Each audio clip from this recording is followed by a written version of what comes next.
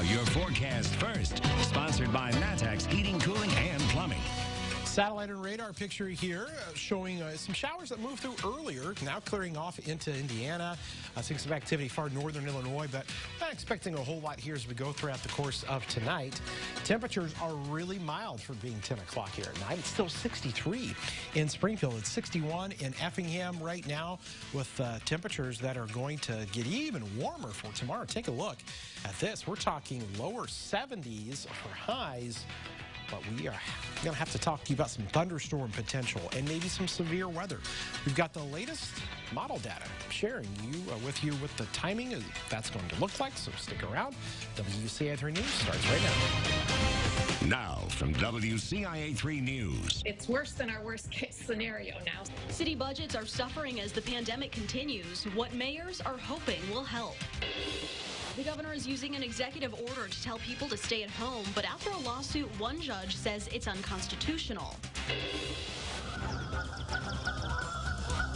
They're a very familiar sight at one park, and leaders there have a unique idea that could help control the population.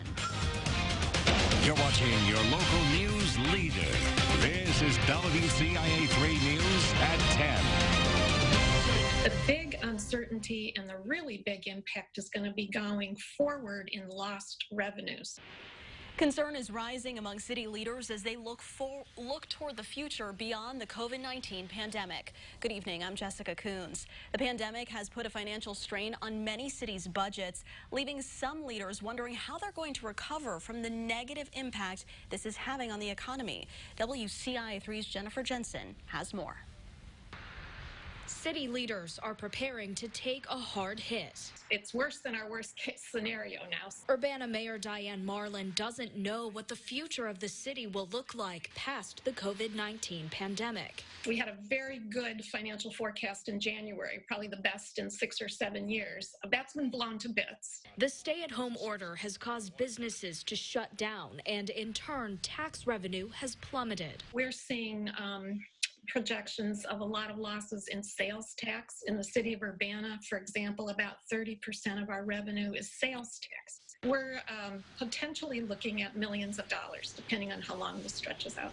Marlin expects income tax and video gaming tax to also be further depleted moving forward. Smaller villages are in the same boat, like St. Joe. I would say we're going to be showing easily,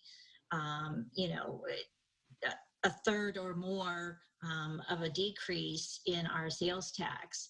The COVID-19 pandemic has caused a wave of impacts that city leaders now have to learn to cope with. Particularly hard hit are many of our most important sources of revenue, which help us pay the bills, which helps us keep the police and fire departments operating and the public works people working. It's difficult for cities to plan on how to deal with this because they don't know how long the pandemic will last. But aside from money, Mayor Marlin says her priority is doing what it takes to reduce the spread of the virus. That's our #1 goal, is to keep people healthy and to get through this together. Reporting, I'm Jennifer Jensen, WCIA 3, your local news leader. Many mayors are hoping that the next federal supplemental aid bill will include money for cities that could help offset the lost revenue that will continue to grow as the pandemic continues. New for you tonight, 2 big announcements about businesses in Champaign-Urbana. The head chef at Distill posted on Facebook that the restaurant, quote, will cease operations in its Champaign location. The brewery was supposed to move to Carl at the Fields in southwest Champaign this summer. He said that plan is on hold indefinitely. The Champaign location has been removed from Distill's website. We have reached out to corporate for comment, but have not heard back. Another business closing, Classic Events Catering. The company released a statement saying, quote, the impact of the coronavirus pandemic has been too challenging. Classic Events has been based out of Stone Creek Events Center in Urbana. The owner says they will shut down by the end of this week. Nearly 2,000 more people have tested positive for COVID-19 in Illinois. State officials say 50 more people have died, bringing the the total to almost 2,000 deaths. There have been nearly 46,000 cases across the state. Starting this Friday, everyone will have to wear a mask in public if they can't maintain 6 feet of separation. Problem is, some of you have told us you've had problems finding one. The good news is there are several businesses in the area where you can buy them. Those include both Champaign Haymakers locations and Harvest Market. There are also people making them at home who you can order from. Another option is making one out of an old t-shirt, handkerchief, or scarf. Whatever you use, wash it regularly.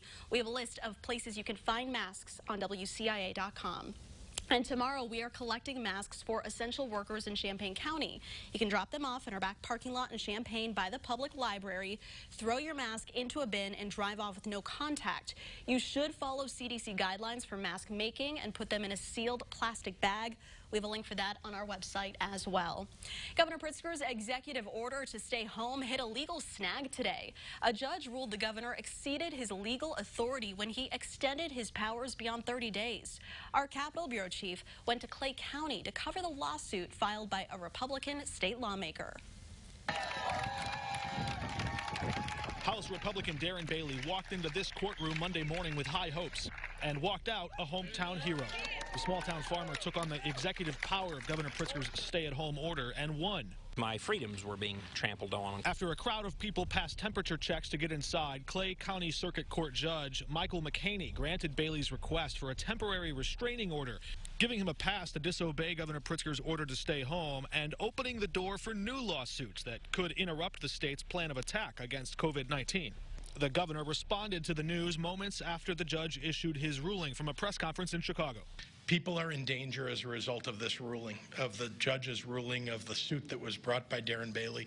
We certainly are going to act in a swift fashion to try to have this ruling overturned. The judge sided with Bailey's lawyer, who argued the governor violated the U.S. and Illinois constitutions when he extended his emergency powers beyond the 30 days state law allows. What was the disaster on March 9th? It was COVID-19.